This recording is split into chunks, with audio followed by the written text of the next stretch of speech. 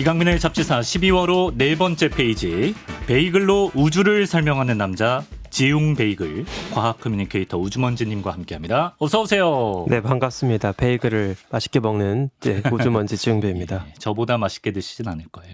저는 정말 우걱우걱 먹습니다. 네네. 잡다한 우주 사전의 팬이라면 기억하실지 모르겠습니다. 우리 지웅 베이글님께서 이제 지난 4월에 있었던 방송에 그 블랙홀 데이 기념 블랙홀의 모습을 설명하기 위해서 이제 베이글을 뭐 반으로 잘라서 이렇게 설명해 주신 적이 있는데요. 오늘 또 오랜만에 이런 블랙홀 얘기를 준비하셨다고 들었습니다. 네.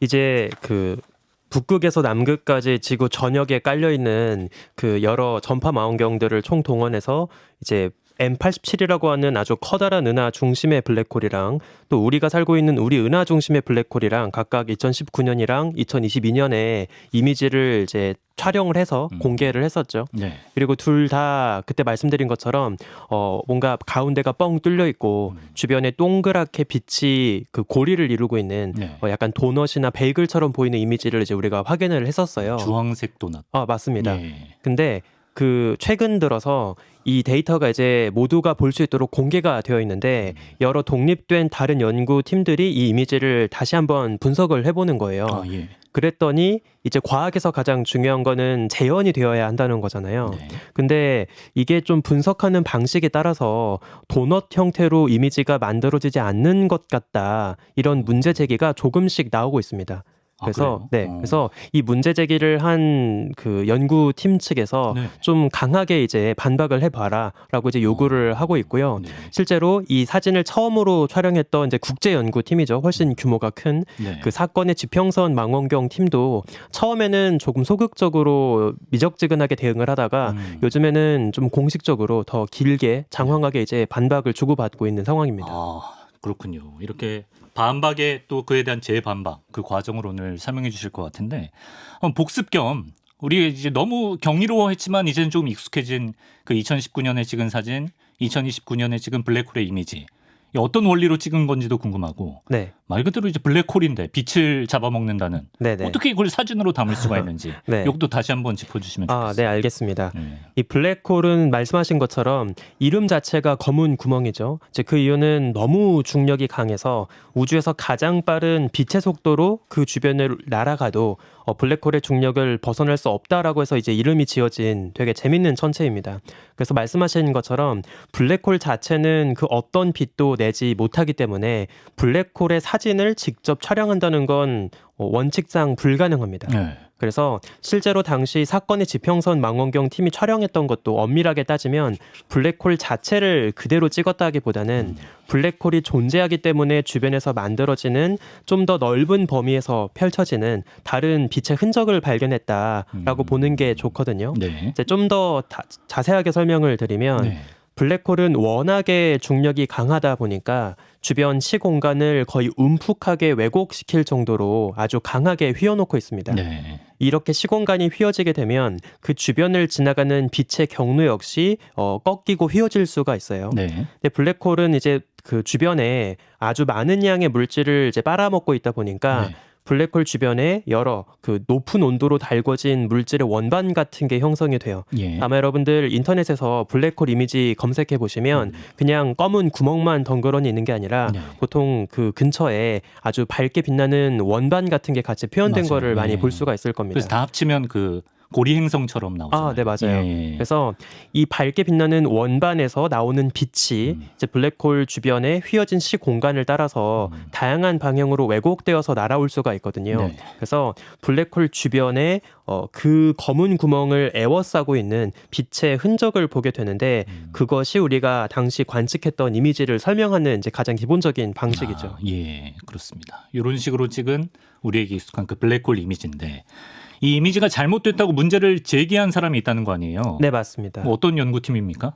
이제 일본에서 일하고 있는 그 마코토 미요시라고 하는 천문학자를 주축으로 해서 예. 사실 이 연구팀 말고도 요즘에 조금씩 비슷한 문제 제기를 하는 그런 논문들이 이제 발표가 되고 있거든요. 네. 그래서 잠깐 정리를 해드리면 일단 사건의 지평선 망원경이 어떤 식으로 관측을 했는지부터 좀 설명을 드려야 될 것 같아요. 앞서 그 이미지를 찍은 네. 네네. 왜냐하면 이제 사건의 지평선 망원경 그 연구팀이 가장 훌륭했던 점은 네. 지구의 남극에서 북극까지 지구 전역에 깔려있는 아주 많은 전파 망원경을 총 동원해서 하나의 천체를 동시에 촬영을 했다는 거거든요. 예. 근데 이런 식으로 여러 곳에 펼쳐져 있는 다양한 망원경들이 필요했던 이유가 우리가 관측하고자 했던 블랙홀 자체가 너무 작기 때문이에요.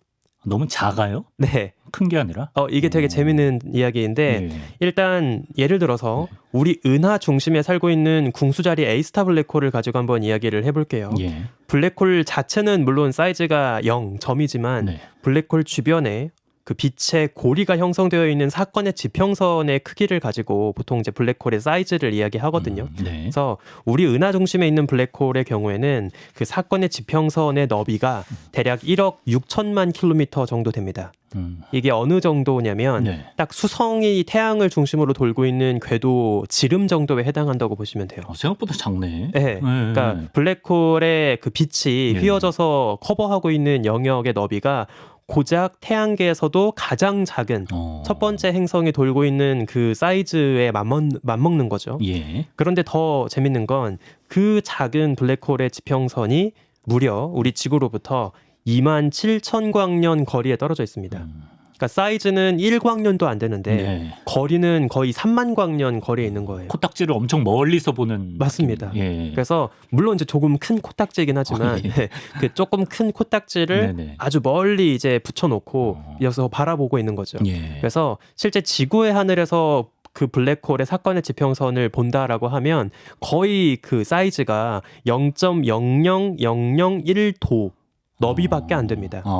이게 너무 숫자가 작아서 예. 되게 재밌는 방식으로 비유를 많이 하곤 하는데 예. 우리 달에다가 도넛을 하나 두고 오는 거예요. 그러면 달 위에 얹어진 도넛을 지구에서 바라볼 때의 그 크기 정도라고 보시면 됩니다. 육안으로요? 네. 당연히 안 보이는 거죠. 당연히 안 보이죠. 예, 예, 예. 그래서 예. 이 정도로 작은 사이즈의 천체를 봐야 하기 때문에 엄청나게 커다란 눈이 필요해요. 그렇구나. 망원경의 사이즈가 커지면 커질수록 네. 분해능이 좋아진다라고 이야기를 하는데 분해능이라는 건 아주 가까이 붙어 있는 두 포인트를 얼마나 또렷하게 분간할 수 있느냐 이제 그 능력을 이야기하거든요. 네. 그래서 망원경의 사이즈가 거의 지구 지름만한 망원경이 필요했던 겁니다. 예. 근데 당연히 지구 전체를 망원경으로 깔 수는 없잖아요. 없죠. 예. 그래서 대신 다른 방법을 쓰게 됐는데 지구 전역에 곳곳에 깔려있는 망원경을 총 동원해서 네. 동시에 블랙홀을 겨냥하고 그 관측된 타이밍을 정확한 원자시계 같은 걸로 동기화를 합니다. 멕시코에 있는 거, 뭐 칠레에 있는 거, 하와이에 있는 거 그렇게 총 8개를 썼나 봐요. 네, 맞습니다. 예. 심지어 북극, 남극까지 총 동원해가지고 네. 이제 데이터를 쭉 모으게 되고요. 그렇게 모은 데이터를 종합해서 우리가 알고 있던 그 블랙홀 도넛 모양의 이제 이미지를 만들게 되는 거죠. 네. 근데 이제 여기에서부터 좀 문제가 벌어져요. 어떤 문제? 사실 제일 베스트는 지구 전체에다가 네. 다 접시를 깔아가지고 안테나를 다 깔아가지고 네. 빈틈없이 완벽하게 지구 크기만한 동그란 대형 접시 안테나를 만드는 거예요.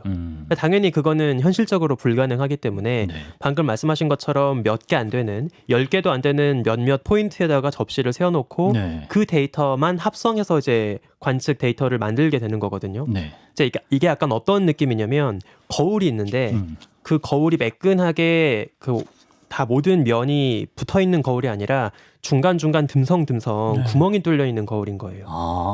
그러면 커버가 안 되는구나. 그렇죠. 그 구멍이 뚫려 있고 몇 조각밖에 안 붙어 있는 거울을 가지고 예. 얼굴을 보면 네. 얼굴을 완벽하게 볼 수 없겠죠.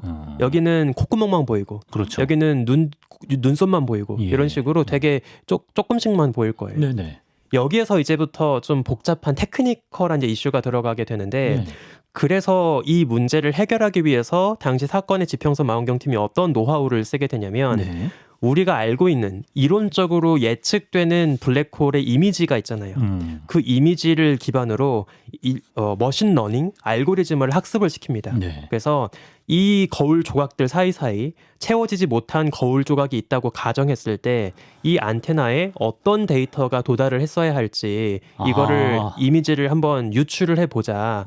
이렇게 해서 그 채워지지 않는 거울 조각에 도달할 이미지를 만든 다음에 이걸 합성하는 거예요.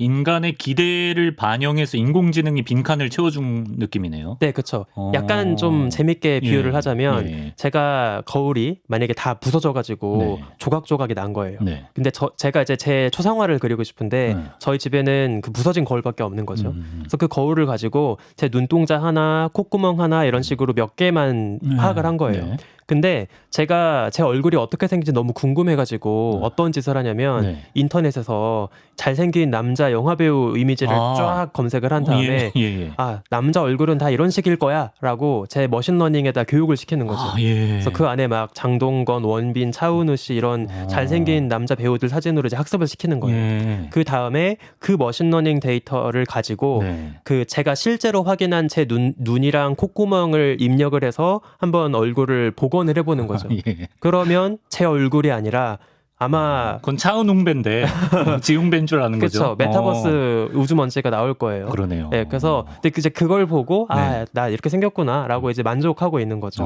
네, 어. 약간 이제 그런 문제가 사실 생길 수밖에 없는 접근법이기는 해요. 그래서 이거에 대해서 이제 공식적으로 좀 문제 제기를 하게 되었다고 보시면 됩니다. 그 일본의 그 미요시 연구팀이 주황색 블랙홀 이미지는 그런 식으로 우리 인공지능의 영향을 받아서 만들어진 거 아니냐 문제를 제기했다는 거네요. 네, 맞습니다. 아, 그럼 이런 문제 제기에 대해서 사건의 지평선 망원경 팀은 어떤 반응을 내놨나요? 사실 처음에는 사건의 지평선 망원경 팀이 아주 적극적으로 대응하진 않았습니다. 그냥 그 미오시 팀의 문제 제기가 뭐 우리는 환영한다. 우리는 다 열려 있으니까 환영하지만 당신들이 우리 데이터를 좀 올바르게 이해를 하고 있지 못해서 이런 오해를 하고 있는 것 같다. 이제 이렇게 좀 시니컬하게 대응을 하긴 했어요. 네. 사실 이제 사건의 지평선 망원경 팀의 반박도 나름 의미가 있는 게 네. 중요한 것 중에 하나가 특히 우리 은하 중심의 블랙홀의 경우에는 좀 까다롭습니다. 왜냐하면 우리 은하 중심에 있는 블랙홀은 훨씬 규모가 작거든요. 네. 근데 블랙홀의 규모가 작아지게 되면 그 주변에 블랙홀을 에워싸고 있는 물질의 원반 사이즈도 작아지기 때문에 더 빠른 속도로 물질이 맴돌게 되고 블랙홀 주변의 빛의 고리도 엄청 빠르게 시시각각 모습이 바뀔 수가 있어요. 아, 그래요? 네, 그래서 사실은 궁극적으로 나중에 네. 사건의 지평선 망원경팀이 실제로 지금 준비하고 있는 다음 계획 중에 어떤 게 있냐면 네. 지구에다가 더 많은 안테나들을 이제 참여를 시키고 심지어 우주 망원경들까지 총 동원을 해서 네. 더 촘촘하게 더 세밀하게 매 시간마다 블랙홀 주변 빛의 고리가 어떻게 달라지는지 마치 영상 보는 것처럼 한번 쭉 그 일종의 시계열 관측을 해보겠다. 이제 이런 것도 지금 준비를 하고 있긴 하거든요. 그게 가능한가 보네요. 일단 기술적으로는 가능은 한데 이제 그래서 이제 사건의 지평선 망원경팀이 어떤 제기를 한 거냐면 사실 블랙홀 주변 빛의 고리라고 하는 건 딱 고정된 이미지로 멈춰 있는 게 아니라 굉장히 빠른 주기로 시시각각 변하고 있다. 이 변동성을 같이 고려를 해 주어야 머신러닝 알고리즘을 제대로 학습을 시킬 수 있다라고 이제 이야기를 하는 거죠. 네. 실제로 그 차이를 극명하게 볼 수 있는 것 중에 하나가 네. M87 2019년에 처음으로 공개했던 블랙홀 이미지랑 우리 은하 중심에 있는 블랙홀의 이미지를 같이 놓고 비교하시면 네. 되게 재밌는 차이를 하나 볼 수 있어요. 어떤 차이가 있나요? 우리 은하 중심에 있는 블랙홀은 그 오래 전에 공개했던 M87 블랙홀 이미지와 다르게 그 주변에 밝게 보이는 반점이라고 하죠. 네. 그게 3개 정도가 보입니다. 그러네요. 네. 예, 중간중간 밝은 부분이 3개가 있네요. 네, 반면에 훨씬 더 덩치 큰 M87 블랙홀은 밝게 보이는 포인트가 하나 정도밖에 안 보여요. 아, M87이에요? 네. M87을 보시면 지금 약간 아래쪽에 저게 3개라고 봤는데 저는. 저 아래쪽에 좀 네. 초승달 모양으로 이제 밝은 포인트가 저거 하나 정도가 하나인데, 있고 오른쪽에 있는 이제 궁수자리 에이스타는 약간 피제 스피너처럼 그러네요. 네, 그렇죠. 약간 120도 간격으로 이제 세 개가 있죠. 세 군데가 있다. 저게 왜 그러냐면 예. 훨씬 더 빠르게 빛의 고리가 돌고 있어서 그런 거예요. 그래서 약간 어떤 느낌으로 보시면 되냐면 네. 그 첫 번째 더 육중한 M87 블랙홀의 이미지는 네. 아주 게으른 그 아주 덩치 큰 고양이 뚱뚱한 뚱냥이 고양이가 예. 이제 또아리를 틀고 천천히 움직이지 않고 그냥 자고 있는 거예요. 그 모습을 제가 매 1분마다 사진을 찍어봤자 고양이는 거의 움직이지 않을 테니까 그렇죠. 사진을 쫙 찍어서 모아보면 그냥 가만히 있는 것처럼 네. 보일 거예요. 네. 근데 오른쪽에 있는 조그만한 블랙홀은 어떤 상황이라고 보시면 되냐면 네. 엄청나게 발랄한 캣초딩 애기 고양이가 하나 있는 거죠. 예. 얘가 계속 장난감을 가지고 빙글빙글 돌고 있는 아, 겁니다. 예. 그거를 1초 간격으로 사진을 찍어서 평균을 내면 정확하게 고양이가 어디 있는지를 알긴 어려울 거예요. 그러네요. 대신 평균을 내서 되게 블러하게 퍼진 여기저기 막 고양이의 잔상이 찍혀 있는데 그런 모습으로 찍게 되는 거죠. 네. 그래서 그런 방식으로 분석을 할 수밖에 없기 때문에 예. 이제 이런 그 도넛 모양으로 찍히는 것이 맞다라고 이제 또 제 반박을 제기를 하는 겁니다. 아, 예. 일본 팀에서는 그러면 블랙홀 이미지가 어떤 식으로 나왔어야 된다라고 주장하는 건 없나요? 네. 이게 이제 굉장히 재미있는 게 네. 사실 지금 벌어지고 있는 논란을 네. 조금 오해하시면 안 되는 게 있어요. 네. 블랙홀 주변에 빛의 고리가 존재하지 않는다라고 주장하는 건 아닙니다. 이 반박을 하고 있는 미요시 일본 네. 천문학자 연구팀도 어떤 이야기를 하는 거냐면 네. 블랙홀 주변에 빛의 고리가 있는 건 맞을 거다. 이거는 이론적으로는 맞을 게 뻔한데 네. 다만 지금 지구에 깔려있는 현존하는 망원경의 관측 수준, 관측 기술로는 이렇게까지 선명하게 보는 건 좀 이르다라고 이야기를 하는 거예요.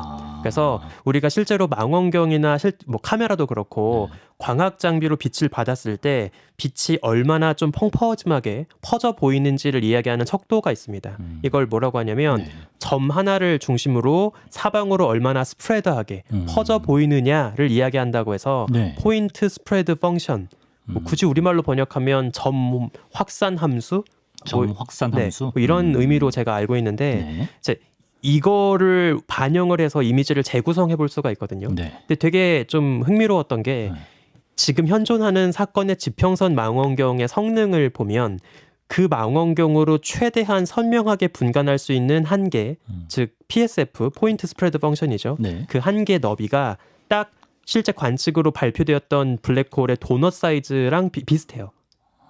그러니까 그렇다는 건 네. 한계 해상도에 근접한 사이즈의 그 도넛을 봤다고 주장을 하고 있었던 거니까 네. 이건 좀 미심쩍다. 이것까지 선명하게 보는 건 지금의 해상도로는 좀 어려울 수가 있는데 네. 이것까지 세밀하게 분간했다고 하는 건 좀 어렵다라고 이제 이야기를 하는 거죠. 한계 해상도에 도달했기 때문에 이렇게 네. 선명하게 나올 수가 없다. 네, 맞습니다. 그래서 실제로 일본 논문에서 발표한 네. 이미지를 보시면 가운데 뻥 뚫려 있는 도넛 형태로는 딱히 보이지 않고요. 네. 그냥 펑퍼짐하게 하나로 얼룩져 있는 그런 그 덩어리진 모습으로 관측이 됩니다.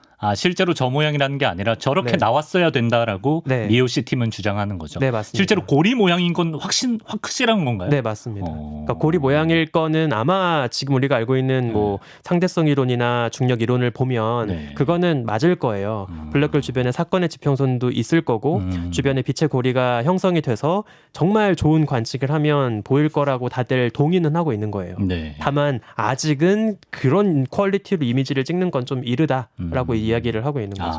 네. 모양이 틀렸어가 아니라 니들 왜 저렇게 선명하게 알 수도 없는데 왜 진짜인 척해? 약간 이런 느낌. 네, 맞습니다.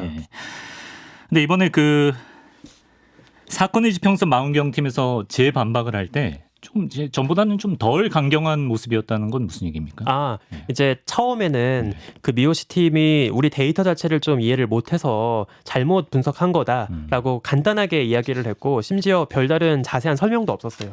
그냥 너네가 잘못한 것 같아라고 이제 이야기를 하고 끝낸 거죠. 네. 이제 그러다 보니까 미오시의 연구팀에서 우리 은하 중심 블랙홀, M87 중심 블랙홀 둘 다 또 새로 분석을 해서 네. 추가 반박을 또 하게 되고요.